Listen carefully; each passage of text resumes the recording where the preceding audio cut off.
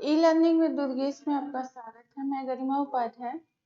जैसा कि हर बार जो है एक नए विषय के साथ जिस पे हम लोग चर्चा करते हैं उसको लेके मैं आती हूँ। तो अब पिछले क्लास में जितने सारे लैंड फॉर्म थे इम्पोर्टेंट, वो मैंने आपको बताया, उसके बारे में हम लोगों ने चर्चा की, कैसे बनते हैं, कैसे दिखते हैं, सारी चीजें मैंने बताई। अब जो जियोग्राफी का यानी भूगोल का जो अगला पार्ट आता है वो है ओशन जियोग्राफी या ओशनग्राफी कहते हैं जिसको, या महासागरीय भूगोल आप लोग कह सकते हैं। जलमंडल, लेकिन जलमंडल में चीजें आती क्या हैं कि उसमें जो जल का पृथ्वी पर वितरण है, कितने प्रतिशत है, ये सारी चीजें आ जाएंगी। उसके बारे में थोड़ा जो मेन चीजें हैं हम लोग जानेंगे, लेकिन हमारा जो मेन फोकस होगा वो है हमारा ओशियनोग्राफी यानी महासागरीय भूगोल। उसमें क्या होता है कि महासागर जितने भी हैं, समुद्र हैं, उसके आंतरिक भाग कैसे हैं, कौन से ऊंचे हैं, कौन से बड़े हैं, और उनका जो रिलीफ होता है, आंतरिक भाग का जो उच्चावच होता है, उसके बारे में हम लोग जानेंगे। तो सबसे पहले आपको जानना, चूंकि महासागर के बारे में हम लोग जानने जा रहे हैं, तो ये जानना जरूरी है कि कौन सा पैसिफिक ओशन है, यानी कि प्रशांत महासागर कौन सा है, अटलांटिक महासागर, उसका एग्जैक्ट लोकेशन मैप में पता होना चाहिए। इसलिए आप लोग एटलस लेके बैठेंगे, कोई भी एटलस हो, उसमें महासागर, महाद्वीप, सारी चीजें दी हुई होती हैं। तो उसको लेके जैसे जैसे हम बताते जाएंगे, उसको देखते जाएंगे लोकेशन, तो वो चीजें आपको भूलेंगी नहीं। तो सबसे पहले जो महासागर होते हैं वो मुख्यतः तो 4 हैं, लेकिन जो है उसको एक महासागर को उत्तरी और दक्षिणी हिस्से में बांट के जो है उसको कुल 7 भागों में बांटा गया है। तो सबसे पहले जो प्रमुख हैं उनको हम लोग देख लेते हैं कि कौन कौन से हैं। ये है आपका यस आकार में, आप यहाँ पे देख सकते हैं, यस आकार में ये है अटलांटिक महासागर। इस पूरे हिस्से में आपका अटलांटिक महासागर आएगा। ठीक है, ये नीचे वाला हिस्सा आर्कटिक अंटार्कटिक का हो जाएगा, लेकिन ये जो हिस्सा है ये अमेरिका के पास वाला, और मैक्सिको की खाड़ी हो गई, और इधर पश्चिमी यूरोप वाला हिस्सा है, ये पूरे एरिया को ये कवर करता है। और ये जो यस आकार का बनता है ये होता है अटलांटिक महासागर या आंध्र महासागर इसको कहते हैं। ये क्वेश्चन भी आता है कि कौन सा महासागर यस आकार का है, यानी कि किसका शेप्ड जो है यस आकार का बनता है। तो आपका आंसर क्या होगा, अटलांटिक या आंध्र महासागर।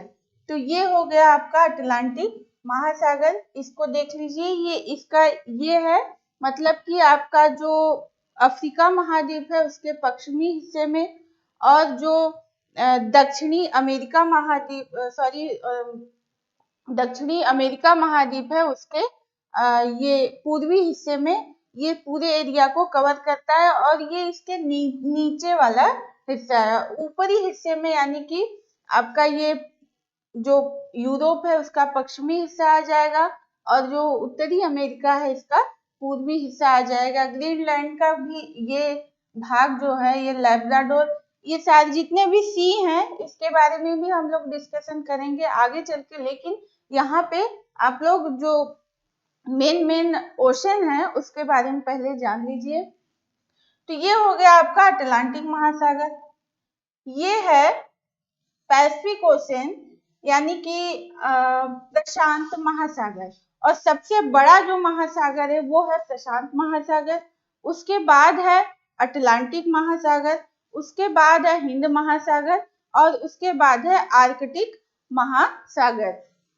तो ये है आपका पैसिफिक ओशन हो जाएगा यानी प्रशांत महासागर, और इसका आधा हिस्सा आपको यहाँ दिखेगा, आधा यहाँ दिखेगा, क्योंकि ये जो मैप है, जैसे आप किसी अगर यही किसी कागज पे आप बनाते हैं और उस कागज को इस तरह से ऐसे फोल्ड कर दे तो वो गोल आकार में हो जाएगा। तो ये जो जब आप फोल्ड करेंगे तो ये जो प्रशांत महासागर का ये हिस्सा है और इधर का ये हिस्सा है, ये दोनों आपस में जुड़ जाएंगे, तब आपको पूरा जो है पैसिफिक ओशन का एरिया, जो क्षेत्रफल है, वो आपको दिखेगा।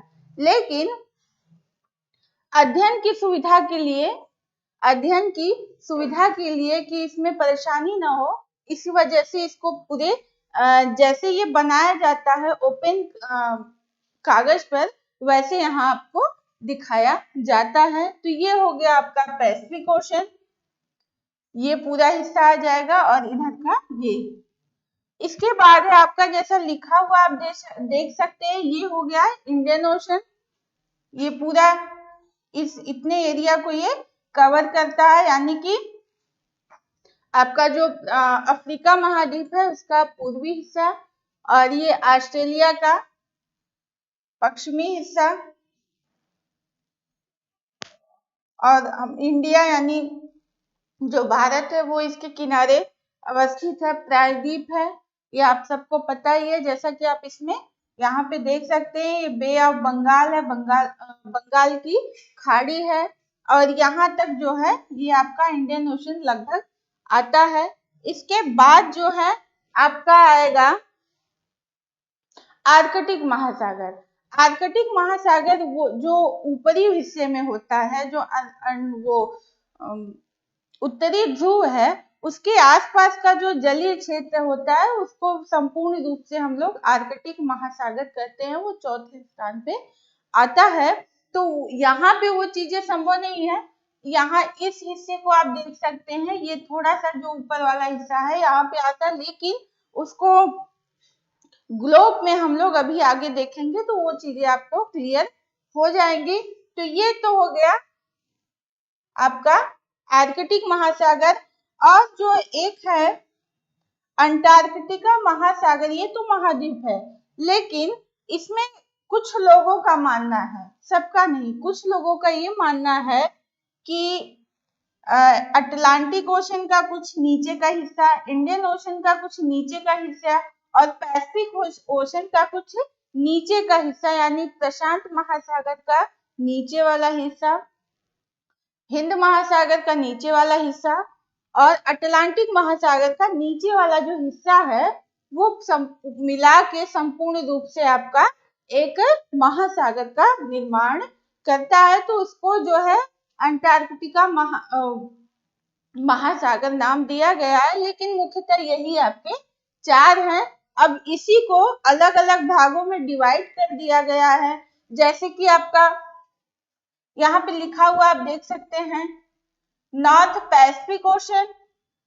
ये हो गया ऊपरी हिस्सा, और इधर का हिस्सा हो गया साउथ पैसिफिक ओशन।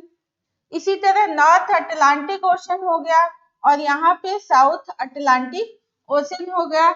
इसी तरह यहाँ पे भी, और इंडियन ओशन में आप भी कर सकते हैं कि north Indian ocean, south Indian ocean, ठीक है। तो इसी तरह ऊपरी और निचले हिस्से को बांट के 7 तरह के भागों में इसको डिवाइड किया गया है, लेकिन मुख्यतः क्या है, 4 हैं महासागर जो हैं।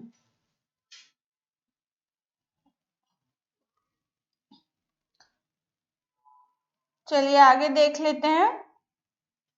तो ये हो गए आपके महासागर, आप लोग को समझ में आ गया होगा। मेरी कोशिश थी कि आपको मैप में इसको बताया जाए, जिससे कि आपको समझ में आ जाए।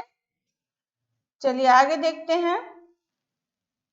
यहाँ पे कुछ सी है, यानी कि जो समुद्र है, समुद्र क्या होता है, महासागर वो एक दूसरे से जुड़े हुए होते हैं, और काफी जो है बड़े क्षेत्रफल में वो फैले होते हैं, बड़े एरिया में, और एक महासागर दूसरे महासागर से जुड़ा हुआ होता है किसी न किसी माध्यम से, या फिर सारे महासागर में जल ही जल है, तो स्वाभाविक बात है कि एक महासागर का जल दूसरे महासागर में जाना स्वाभाविक चीज है। तो इस तरह से वो जुड़ा हुआ होता है। और जो समुद्र होता है, जो सागर होता है, वो महासागर का एक हिस्सा होता है, एक छोटा हिस्सा होता है। जैसे कि आपका ये जो है, ये वाला पूरा हिस्सा,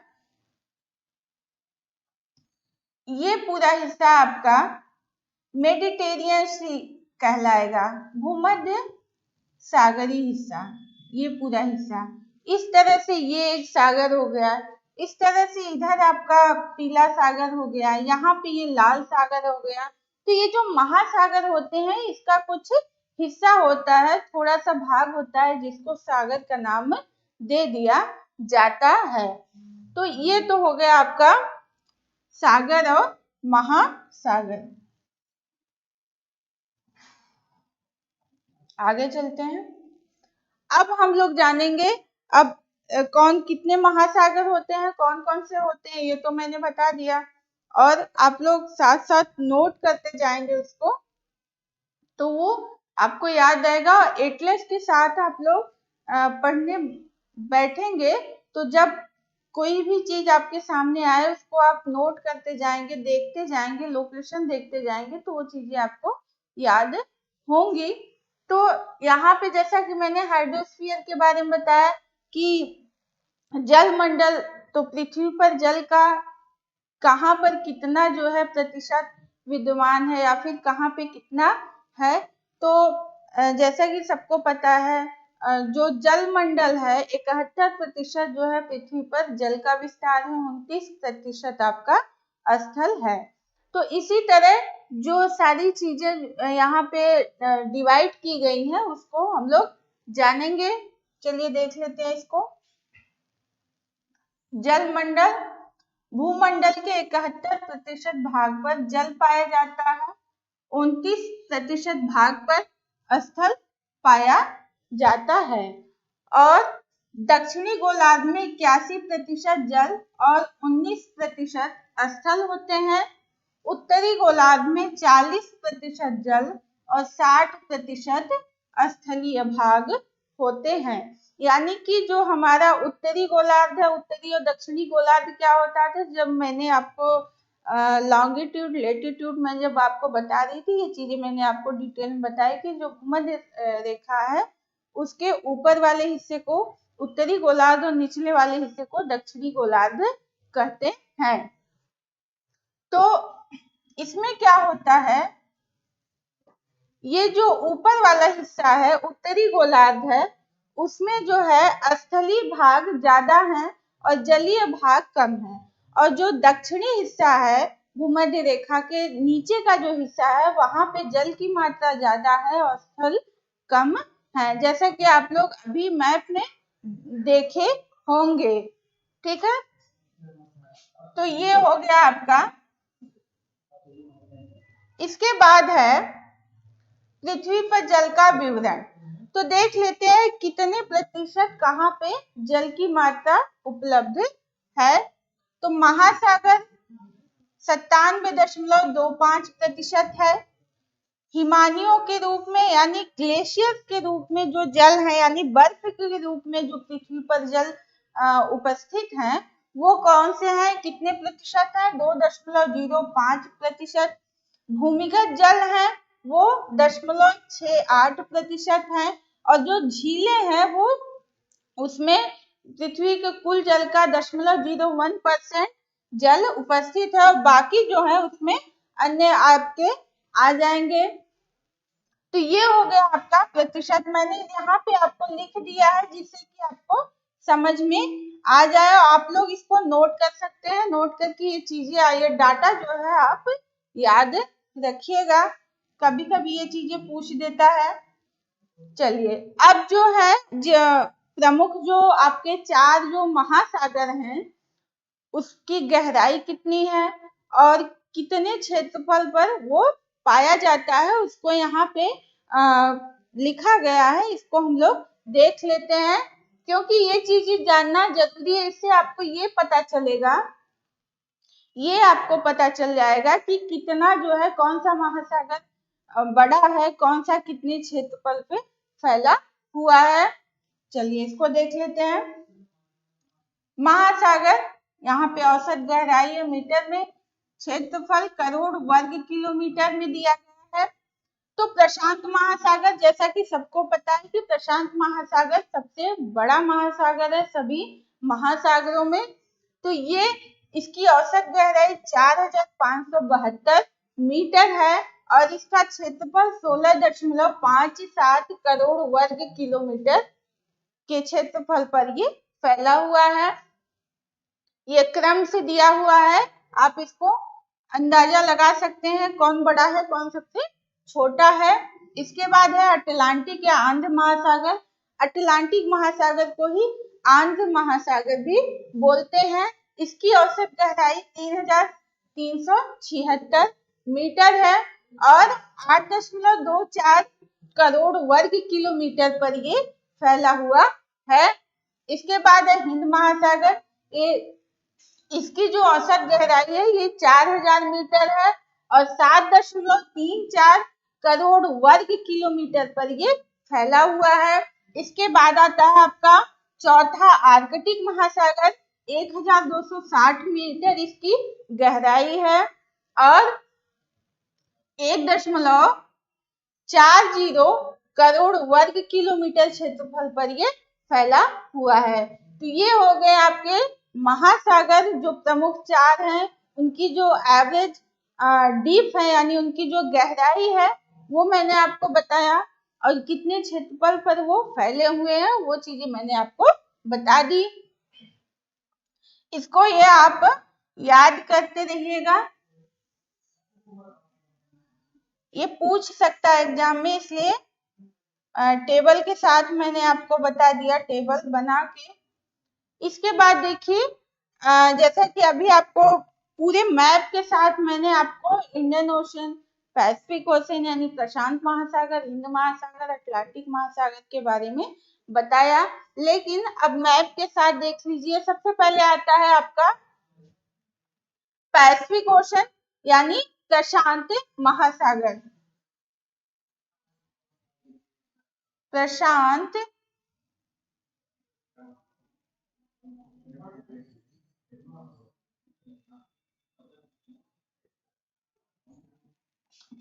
महासागर, ठीक है। ये कौन सा हो गया? प्रशांत महासागर हो गया। इसको पैसिफिक ओशन भी कहते हैं। ये पूरा हिस्सा आपका प्रशांत महासागर का है। सॉरी। अब देखिए ये जो हिस्सा है, ये पूरा जो इतना ये कवर किया हुआ है, ये सारे आपके प्रशांत महासागर के हिस्से हैं, ठीक है। ये पूरा हिस्सा जो है उत्तरी अमेरिका का ये पश्चिमी हिस्सा है, दक्षिणी अमेरिका का पश्चिमी हिस्सा, और ऑस्ट्रेलिया का ये पूर्वी हिस्सा पूरा, और इधर ये इंडोनेशिया के जो द्वीप हैं, जावा, सुमात्रा, बोर्नियो, ये सारे आ जाएंगे, छोटे छोटे द्वीप। तो ये पूरा एरिया जो है आपका क्या हो जाएगा? ये प्रशांत महासागर का ये क्षेत्र पूरा हो जाएगा, ठीक है। अब मैप आप लोग ध्यान से देखिए, आप खुद अंदाजा लगाइए कि कौन सा बड़ा कौन सा छोटा है। एटलस में आपको इस तरह के मैप देखने को मिल जाएंगे, आप लोग ढूंढेंगे तो मिल जाएगा उसको उसमें।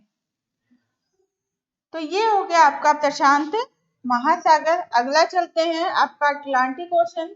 ये देखिए अटलांटिक महासागर, जैसा कि अगर आप इसको करना चाहें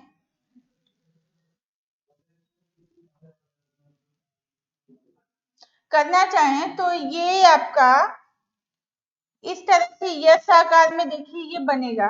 तो इसीलिए क्वेश्चन पूछा जाता है कि कौन सा महासागर यस आकार का है, यानी जो लेटर होता है वो किस शेप का अटलांटिक महासागर है।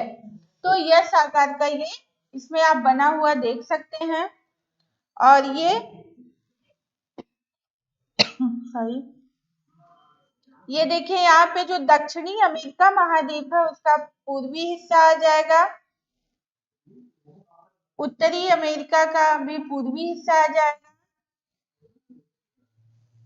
और अफ्रीका महाद्वीप का पश्चिमी हिस्सा आ जाएगा, ये यूरोप महाद्वीप का ये पश्चिमी हिस्सा आ जाएगा, ये ग्रीनलैंड का हिस्सा होगा, ये कनाडा के, जैसा कि कनाडा का जो क्षेत्र है वहां पे द्वीप आपको बहुत देखने को मिलेंगे, ये पूरा क्षेत्र है। ये तो इतने एरिया को ये कवर करता है। ये क्या है? आपका अटलांटिक महासागर या आंध्र महासागर है ये। ठीक है, आगे चलते हैं, इंडियन ओशन को देख लेते हैं। इंडियन ओशन जैसा कि जो हिंद महासागर है वो, और जो भारत है इंडिया, वो इसी महासागर के किनारे अवस्थित है, प्रायद्वीप है ये, यानी कि तीन तरफ से ये जल से घिरा हुआ है। ठीक है, यह हो गया आपका ये पूरा हिस्सा, आप लोग यहाँ पे ये देख सकते हैं, और ये ऑस्ट्रेलिया का पश्चिमी हिस्सा आ जाएगा, और अफ्रीका महाद्वीप का ये पूर्वी हिस्सा आ जाएगा। ठीक है,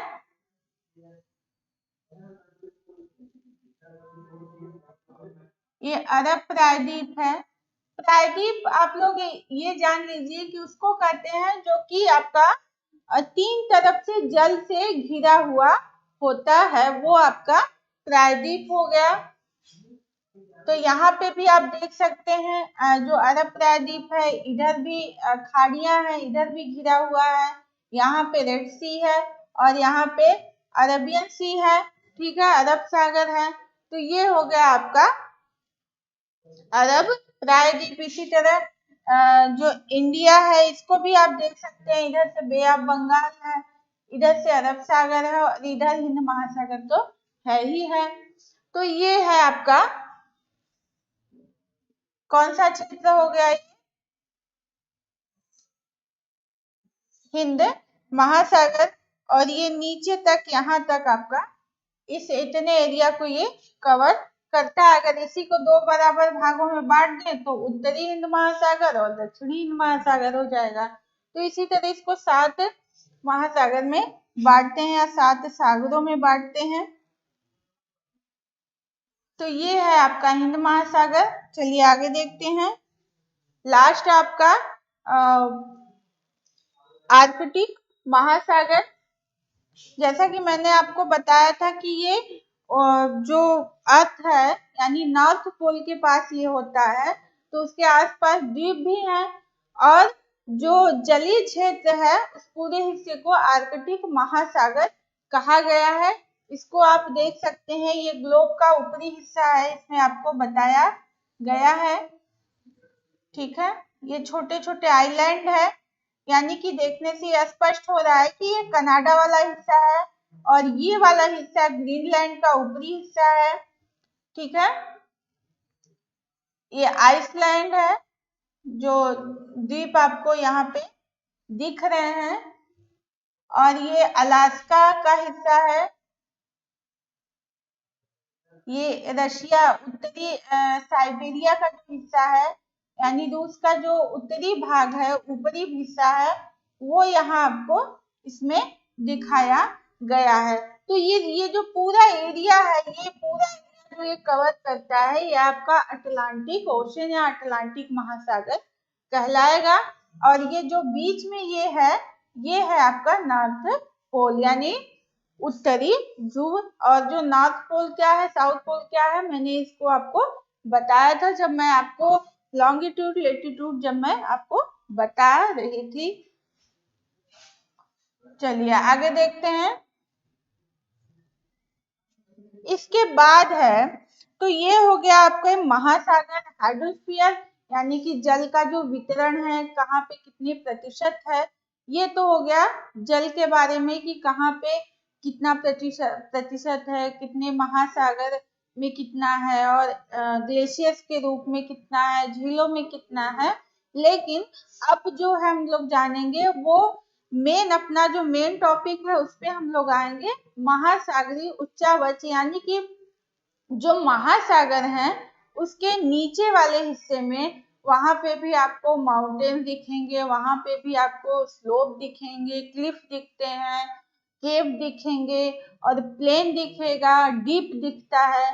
तो चूंकि वो महासागर यानी जलीय हिस्से में होता है, जल के नीचे डूबा हुआ होता है, तो वो दिखता नहीं हमको। लेकिन जिस तरह से हमारे महाद्वीप पे कहीं पर्वत पहाड़ देखते हैं, कहीं प्लेन होता है, कहीं पे नदी प्रवाहित होती है, कहीं पे ढेर सारे जंगल होते हैं, कहीं पे बड़े बड़े टापू होते हैं, टीले होते हैं। सेम वही चीजें महासागर के अंदर भी होती हैं, लेकिन चूंकि जलीय हिस्सा काफी ज्यादा होता है तो उसके अंदर जो है वो डूबा हुआ होता है, वो दिखता नहीं है, स्पष्ट नहीं होता है। ठीक है, तो देख लेते हैं इसको। महासागरीय नीतल के उच्चावच, relief of the ocean basin. ठीक है, महासागरीय नीतल यानी कि जो तली होती है उसकी, वहां पे जो उच्चावच है यानी कि कहीं पे ऊंचा है, कहीं पे नीचा है, किसका स्लोप कितना है, ये सारी चीजें हम लोग जानेंगे। चलिए इसको देख लेते हैं। महासागरों की तली ऊंची नीची होती है, जैसा कि मैंने आपको बताया। इसको हिप्सोमेट्रिक कर्व से प्रदर्शित किया जाता है। तो ये जो आपका ये जो कर्व बनाया जाता है, जो हिप्सोमेट्रिक कर्व है, उसमें जो है आपको जो रिलीफ है यानी नीचे का जो हिस्सा है, उच्चावच है सागर के अंदर का, वो दिखाया जाता है। उसको जो सोनार होता है, एक यंत्र होता है, तो उसके द्वारा पता किया जाता है कि यहाँ पे ऊंचाई कितनी होगी, यहाँ पे पर्वत है कि पठार है कि मैदान है कि पहाड़ है, तो उसके द्वारा जो है ये कर्व बनाया जाता है। कौन सा यंत्र होता है? सोनार। सोनार इसके द्वारा पता लगा के फिर हिप्सोमेट्रिक कर्व बनाया जाता है। अब इसके बारे में डिटेल जो है ये साइंस की चीजें हो जाएंगी, तो यहाँ पे आप लोग इतना ही जान लीजिए। ठीक है, अतः वक्र के माध्यम से महासागरीय तली को 4 भागों में विभक्त करते हैं। तो ये जो कर्व बनाए जाते हैं, हिप्सोमेट्रिक कर्व, इसके हिसाब से जो तली है यानी कि जो महासागर के नीचे का हिस्सा है, उसको मुख्यतः 4 भागों में बांटा जाता है। तो सबसे पहले इन चारों हिस्सों के बारे में जानने के पहले कुछ हम लोग डायग्राम कुछ देखेंगे, जिससे कि स्पष्ट हो जाए कि कौन सा हिस्सा कहाँ पे होता है और किस तरह से होता है। उसके बाद आपको ये चीजें समझने में आसानी होगी। चलिए इसको देख लेते हैं।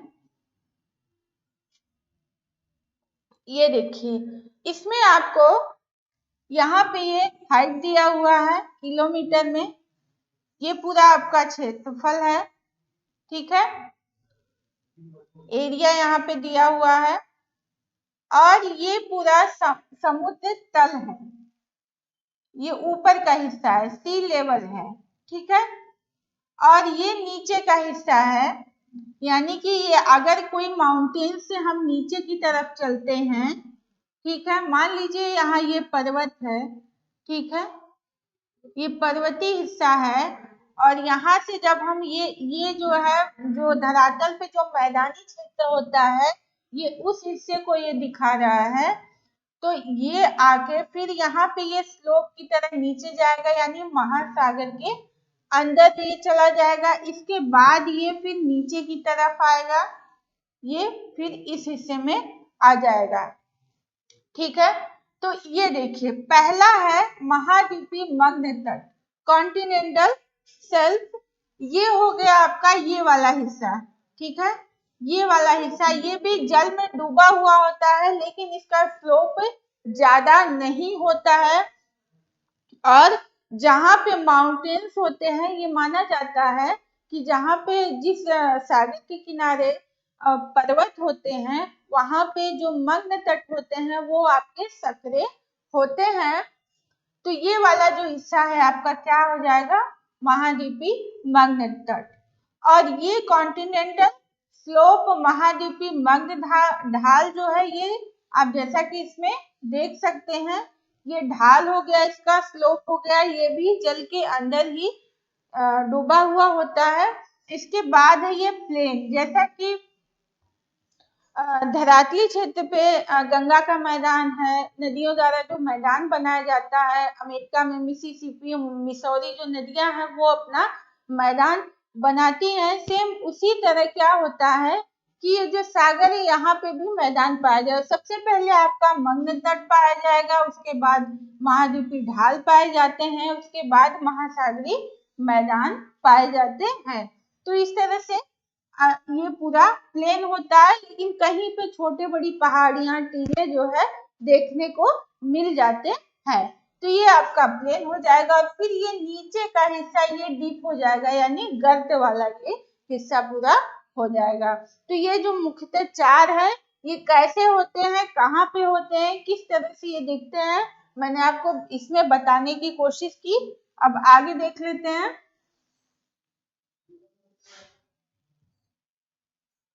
इसमें भी वही चीजें बताई गई हैं, यानी कि जो एक सागर के अंदर जो जो महत्वपूर्ण चीजें, पर्वत, पठार, मैदान जो भी होता है, वो सारी चीजें जो है इसमें बताने की कोशिश आपको की गई है।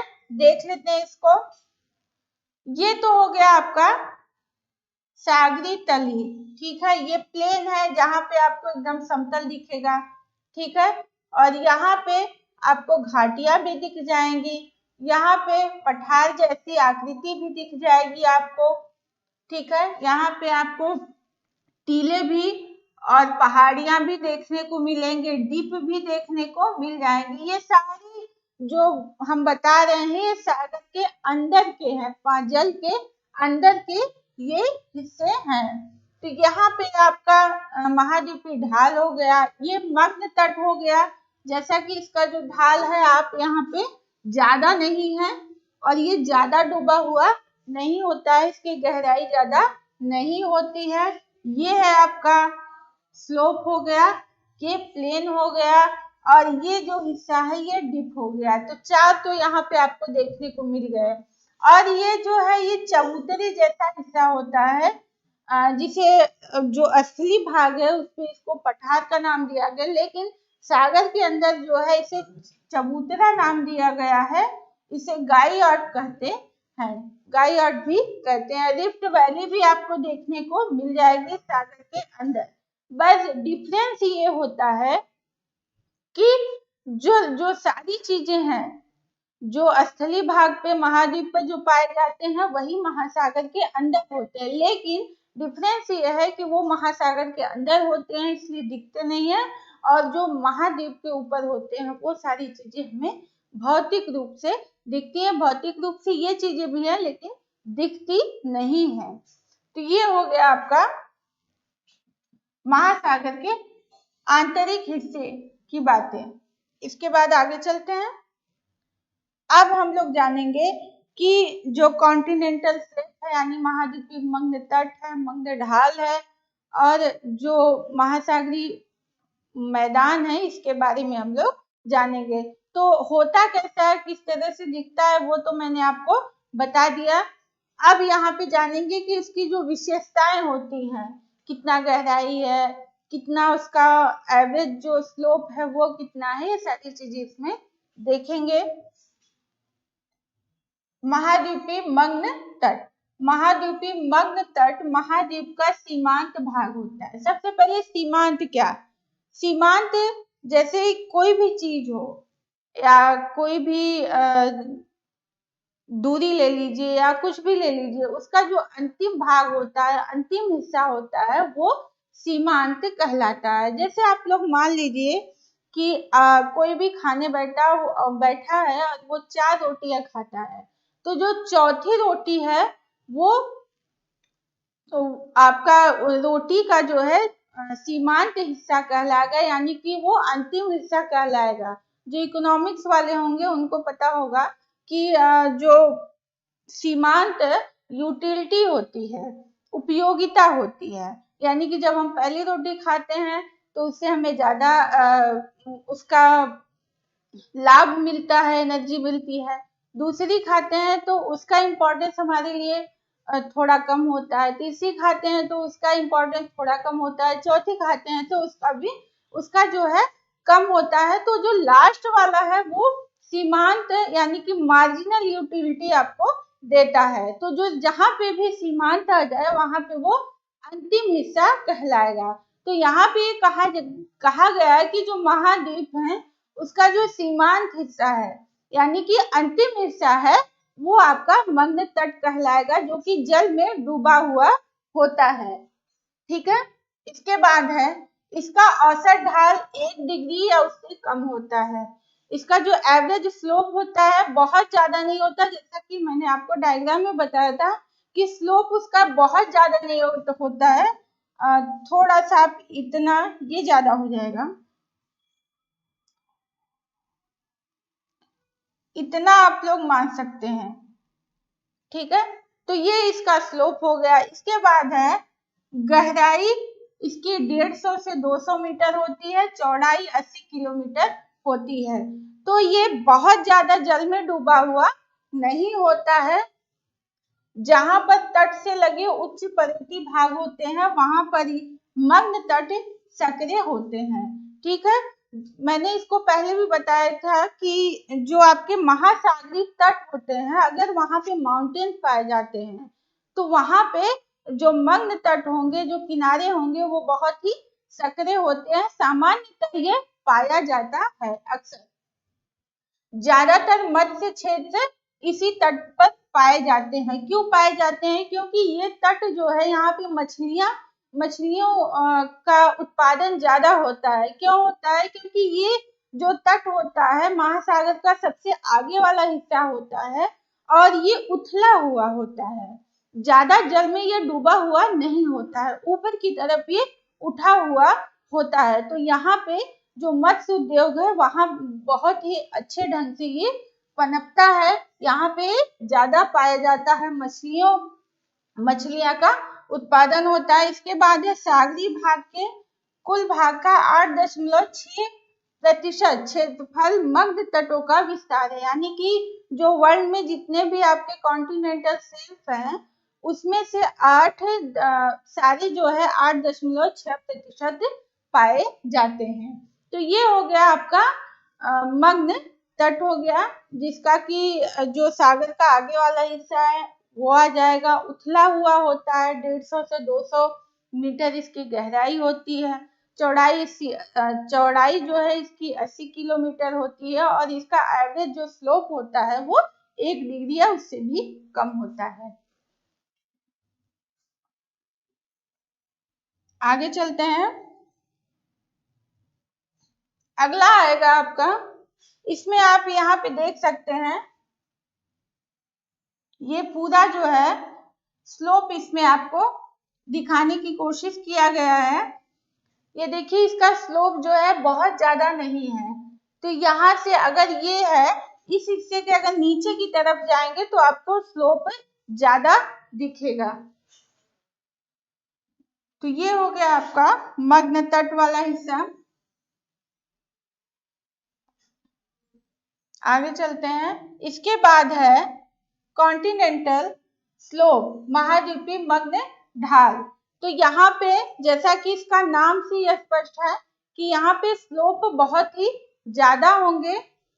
तो मग्न तट के बाद तीव्र ढाल वाले मंडल को महाद्वीपीय मग्न ढाल कहा जाता है। इसका यहाँ पे ढाल ज्यादा होता है और इसका एवरेज जो स्लोप होता है 5 माना गया है, लेकिन 2 से 5 आप मान सकते हैं, 2 से 5 डिग्री इसका स्लोप है। इसकी गहराई जो है कहीं कहीं आपको 200 से 2000 मीटर मिलेगी और एनसीईआरटी के हिसाब से 200 से 3660 मीटर के बीच आपको ये देखने को मिलेगा।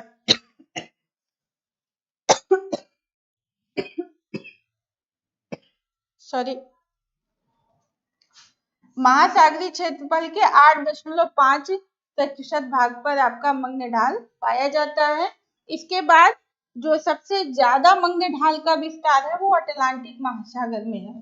ठीक है, तो ये हो गया इसका वितरण कि कहाँ पे ये ज्यादा पाया जाता है। अटलांटिक महासागर में पाया जाता है। इसकी गहराई 200 से 3660 मीटर होती है। स्लोप इसका 5 होता है और लेकिन 2 से 5 इसके बीच में इसको रख सकते हैं आप लोग। तो ये हो गया आपका स्लोप, दूसरा वाला हिस्सा। ये इसमें आपको बताने की कोशिश इस तरह से ये तो हो गया आपका सेल्फ, यानी कि यहाँ पे आप देख सकते हैं चबूतरे जैसा जो दिख रहा है, और ये है यहाँ पे आपको स्लोप है, ये ढाल है। इस तरह से जब सागर के अंदर जो है जाने पे आपको इस तरह से ये देखने को मिलेगा, ये पूरा हिस्सा, ये स्लोप है। और इसी के बीच जो है ये जो ढाल है, इसी के बीच कहीं पे आपको केव दिखेगा, कहीं पे पहाड़ियां दिखेंगी, गुफाएं दिखेंगी, तो यहाँ पे ये सब देखने को मिल सकता है।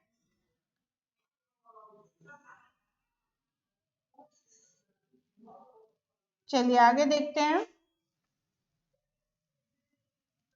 अब जैसा कि मैंने बताया कि जो महाद्वीप है उस पे आपके जो प्लेन है, यानी कि जो मैदानी क्षेत्र है, जैसे गंगा का मैदान हो गया जिसमें हम लोग रहते हैं, मानवीय निवास होता है, सारी भौतिक क्रियाएं होती हैं, तो सेम उसी तरह सागर के अंदर भी मैदानी क्षेत्र होता है। पहले मग्न तट होता है, फिर मग्न ढाल होता है, उसके बाद महासागरीय प्लेन होता है, सी प्लेन होता है। तो उसके बारे में देख लेते हैं।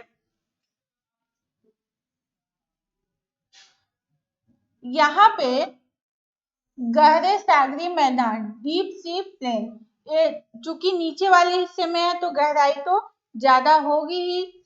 महासागरी तली में सबसे अधिक विस्तार सागरी मैदानों का होता है। इस जितने भी आपके जो 4 तरह के भागों में बांटा गया है महासागरी तली को, उसमें जो प्लेन होते हैं, जो मैदान होते हैं, वो सबसे ज्यादा पाए जाते हैं। कहाँ पे पाए जाते हैं, कौन से महासागर में पाए जाते हैं, वो है आपका पैसिफिक ओशन यानी प्रशांत महासागर में सबसे ज्यादा पाया जाता है। गहराई इसकी 3000 से 6000 मीटर तक होती है। इसकी गहराई कितनी होती है? 3000 से 6000 मीटर तक होती है। ये एग्जाम में पूछा जाता है कि जो महासागरीय प्लेन है यानी सी प्लेन जो होता है उसकी गहराई कितनी होती है? 3000 से 6000 मीटर तक होती है। क्षेत्रफल इसका आप लोग देख सकते हैं कि 75.9% भाग पर सागरीय मैदानों का विस्तार पाया जाता है। जैसे कि जो मग्न तट है वहां उस पे जो है 8.6% आपके संपूर्ण महासागरीय क्षेत्र में मग्न तट मिलते थे, और जो मग्न ढाल होते थे वो 8.5% पाए जाते हैं। और जो ये जो सी प्लेन है, जो महासागरीय मैदान है, वो 75.9% पाया जाता है। तो अभी तक जितना हम लोगों ने जाना उसमें सबसे ज्यादा कौन सा है, किसका विस्तार ज्यादा है? वो है प्लेन का। ठीक है, तो ये हो गया आपका महासागरीय मैदानों का विस्तार हो गया। इसका जो गहराई है वो 3000 से 6000 मीटर होती है। ठीक है, और सबसे ज्यादा ये प्रशांत महासागर में पाया जाता है, फिर हिंद महासागर में, और फिर आंध्र महासागर में पाया जाता है। और जो जितने भी आपकी जीव होते हैं, जैसे मछलियां या फिर जो समुद्री जीव होते हैं, और जो पौधे होते हैं, और जो निक्षेप होता है मलबा का, जो जैसे कि लहरों द्वारा किनारे से लेके आया जाता है अंदर की तरफ, वो सारी चीजें इसी तली में पाई जाती है, इसी प्लेन में, इसी मैदान में पाई जाती हैं ज्यादातर। ठीक है, तो प्रशांत महासागर में 80.3% महासागरीय क्षेत्र है, सागरीय मैदान है। हिंद महासागर में 80.1% है। आंध्र महासागर में 54.9% है। तो सबसे ज्यादा प्रशांत महासागर में है, उसके बाद हिंद महासागर में है, फिर आंध्र महासागर यानी अटलांटिक महासागर में है। तो एक बार हम लोग देख लेते हैं कि आपके जो मग्न तट है, मग्न तट हैं, ये 8.6% है पूरे पृथ्वी पर। ठीक है, 8.6% है। फिर मग्न ढाल जो है, इसको आप लोग नोट करते जाइएगा। मग्न ढाल जो है ये 8.5% प्रतिशत है। ठीक है, इसके बाद जो आपका ये महासागरीय मैदान है या फिर यहाँ पे आप लोग मैदान ही लिख लीजिए, ये है 75.9%। ठीक है, ये सारा जो है ये अभी तक जो हमने जाना 4 भागों में बांटा गया है, लेकिन 3 के बारे में हम लोगों ने जान लिया है। और जो डीप है, जो गर्त है, यानी कि इसके लास्ट वाला है, उसको नेक्स्ट क्लास में हम लोग डिस्कशन करेंगे। लेकिन वो भी अर्थ पे संपूर्ण जो सागरी क्षेत्र है, वहां पे कुल सागरी क्षेत्र का 7% आपका डीप पाया जाता है। यानी कि इससे ये स्पष्ट होता है कि सबसे ज्यादा आपका प्लेन है, सी प्लेन, यानी जो मैदान है सागर के अंदर वो सबसे ज्यादा है। प्रशांत महासागर में सबसे ज्यादा, उसके बाद आपके हिंद महासागर में, उसके बाद आंध्र अटलांटिक महासागर में है।